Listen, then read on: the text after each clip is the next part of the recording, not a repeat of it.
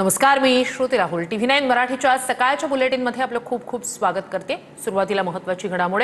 OBC भाजपचा DNA धक्का लागायला नको याची भाजपनं काळजी घ्यावी. मंत्री छगन भुजबळ यांनी TV9 मराठीशी बोलताना ही रोखठोक मुलाखत दिली. उपसमितीचा निर्णय मला माहित नव्हता, निर्णय दबावाखाली घेतला असा खुलासाही भुजबळांनी केलाय. काही मराठा आरक्षणासंदर्भामध्ये जो GR काढला गेला त्यावर तुमची नाराजी आहे का?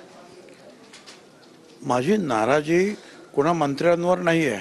माझी नाराजी तो जो GR काढला त्याच्यामध्ये वाक्य आणि शब्द जे आहेत त्याच्यावर माझी नाराजी आहे. त्यांचं म्हणणं असं आहे जरांगेचं की आम्हाला ओबीसी मधूनच द्या. अरे ओबीसी मधून कसं देणार?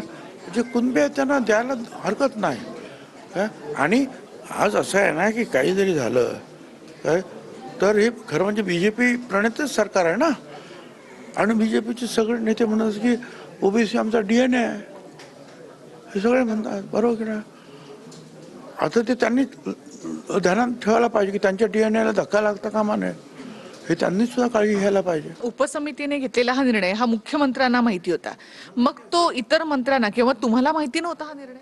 मला माहिती नव्हता, स्पष्ट सांगतो ना. त्यात त्या उपसमितीचे लोक आणि मुख्यमंत्री यांच्या पलीकडे आणखी कोणाला माहिती असेल? उपमुख्यमंत्री मला माहीत नाही. एक स्फोटक परिस्थितीमध्ये तो हा निर्णय घेण्यात आला असं मी म्हटलं तर चूक ठरणार नाही. एका दबावापोटी घाईमध्ये हे सगळे निर्णय झाले असं मला तरी वाटतं. बरं ते कसे असतील, पण माझं म्हणणं असं आहे की आम्हाला आता यातून या जे काही परिपत्रक आहे की GR आहे त्याच्यामध्ये स्पष्टता आणण्यासाठी आम्हाला कोर्टाशिवाय दुसरा मार्ग नाही.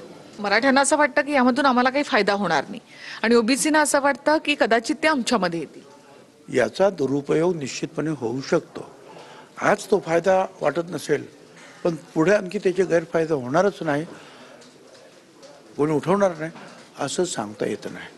माझी मागणी जे सरकारनं जे केलं ते घाईघाईत केलं किंवा दबावाखाली केलं आणि त्याचा उद्या जो आहे फार मोठा गैरफायदा होणार आहे. देशातील इतर ठिकाणी कदाचित त्याचे परिणाम होतील.